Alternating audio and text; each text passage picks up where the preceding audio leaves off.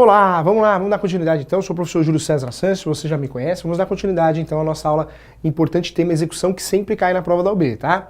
Primeiro momento, eu quero explicar para você de forma bem clara e objetiva que a execução nós não podemos confundir. Existe a ação de execução e existe o procedimento de execução. Muita gente embola tudo, confunde tudo e atrapalha para concurso, para a prova da OAB. Então não vamos confundir mais. Procedimento de execução é executar, pedir o cumprimento de sentença, que é conhecido como cumprimento de sentença. Cumprimento de sentença é o procedimento de execução. Eu vou cobrar aquilo que eu já ganhei. Quando eu falo de ação de execução, eu não vou cobrar aquilo que eu já ganhei. Na verdade, eu vou entrar no segundo tempo do jogo. Não entendi nada, professor. Vou explicar tudo, fica tranquilo aqui. Ó, vai ficar fácil. Vem comigo aqui, ó. Processo, nós temos aí o que era chamado no passado de duas fases, né? Professor, tá certo falar fases? Não é muito correto falar fases, né? O termo adequado é falar momento processual, situação de execução, situação de cobrança. Gosto muito de utilizar, até no livro do professor tá assim, momentos de conhecimento e momento de execução. Então, o termo mais adequado agora é momento.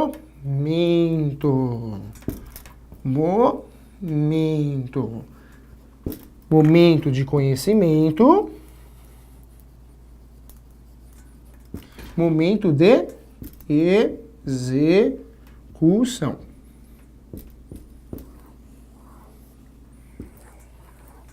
Momento de conhecimento e momento de execução.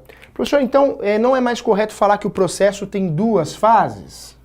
Não é o correto. Ocorreu o chamado sincretismo processual que unificou. O que aconteceu? Esse sincretismo processual, ele unificou. Nós temos um processo só, virou uma coisa só. Então, sincretismo, o princípio do sincretismo processual, unificou os processos. Então, na verdade, nós temos uma fase só, apenas isso. Fato é, quando eu falo de fases, fica didático, né? Apesar de não ser o termo correto, fica didático. Para você entender, olha que interessante, ó. Em um processo de execução, ou seja, numa ação de execução, olha que interessante, eu vou desconsiderar isso aqui, ó. O momento de conhecimento, ou a antiga primeira fase. Professor, por quê?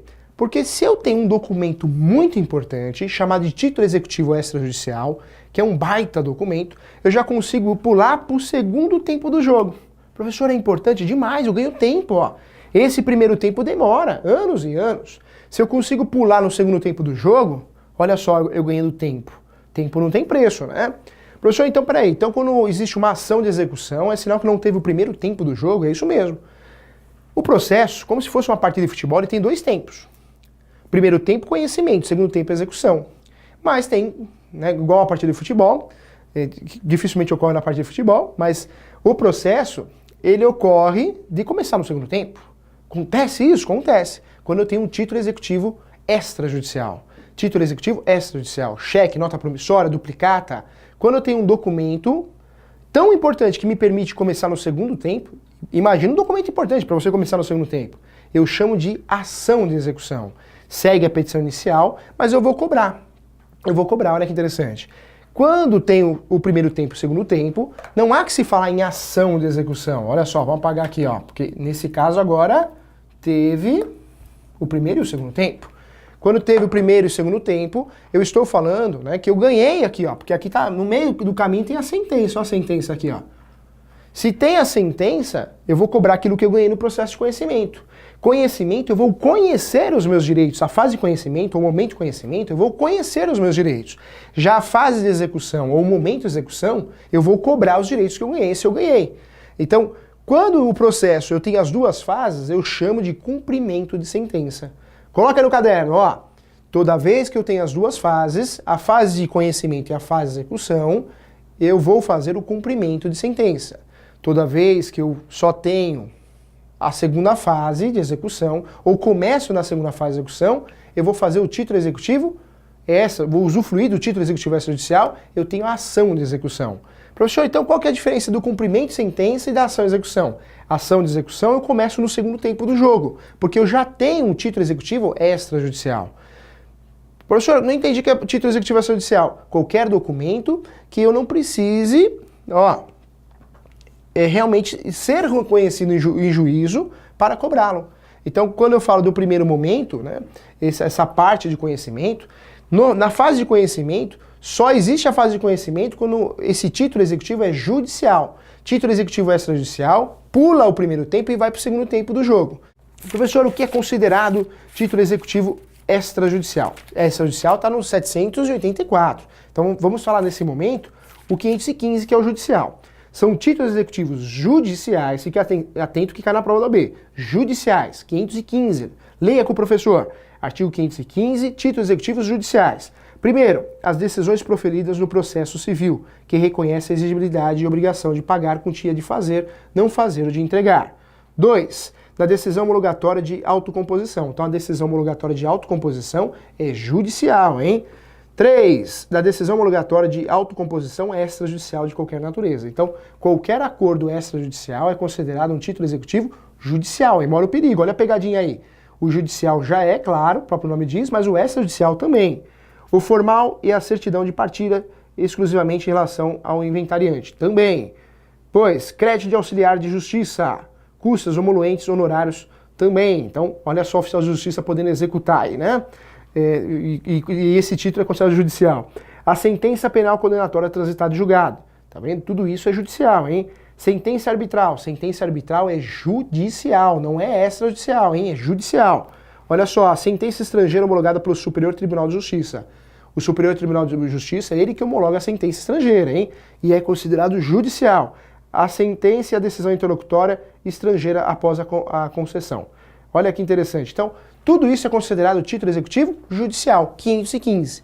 Já o 784 é o título executivo extrajudicial. Então, no 515, tudo é considerado judicial, hein? Quando eu falo de extrajudicial, é o processo que eu começo no segundo tempo do jogo. Eu começo na fase de execução. Então vamos lá para o 784, olha só. Olha o que o 784 diz aqui. 784, vamos lá juntos, hein? São títulos executivos extrajudiciais, a letra de câmbio, a nota promissória, duplicada, a debenture, o cheque. Cuidado com o cheque tem a lei de cheque, né? A lei do cheque. Cheque tem o prazo de prescrição também de 6 meses, né? E o cheque também é tão importante e sempre cai em prova também em direito empresarial. Fique atento, o cheque prescrito ou qualquer desses documentos prescrito, cabe a ação monitória, né? Então a ação monitória, quando eu pego um documento, papel de pão, eu ingresso com uma ação para pedir o reconhecimento como título na justiça. O nome dessa ação monitória. Volta aqui, títulos executivos extrajudiciais então. É aquele título que eu consigo começar no segundo tempo do jogo, já direto na fase de execução, com a ação de execução. A letra de campo, a nota promissória, duplicata, debenture, cheque. Ainda, também, né, eu consigo utilizar aqui também o documento particular assinado pelo devedor e 2 testemunhas. Depois fala que documento não vale nada. Um documento assinado pelo devedor e 2 testemunhas já é um título executivo extrajudicial. Vale sim, vale muita coisa. Cuidado com o contrato de honorários do advogado, né? Olha só. Vamos lá, depois. 4. O instrumento de transação referendado pelo Ministério Público, Defensoria Pública ou Advocacia Pública. Qualquer documento da Advocacia Pública, Ministério Público, é considerado um documento extrajudicial, um título executivo extrajudicial. O contrato garantido por hipoteca, penhor, anticrese, direito real, também é. Fique atento em relação a isso. O contrato de seguro de vida em caso de morte também é extrajudicial.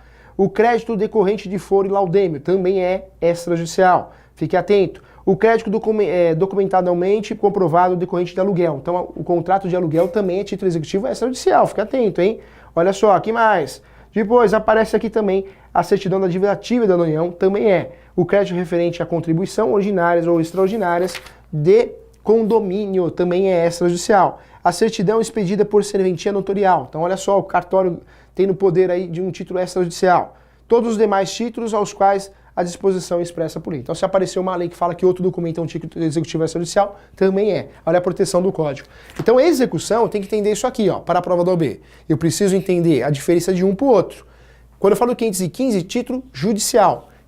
784, extrajudicial. A diferença aqui, processualmente falando, eu vou fazer o cumprimento de sentença quando eu tenho as duas fases do processo. Eu entro no segundo tempo do jogo quando eu tenho somente um título executivo. Somente não, um baita título executivo extrajudicial para começar no segundo tempo do jogo, tá bom? Então, professor, vejo você no próximo bloco. Um grande abraço.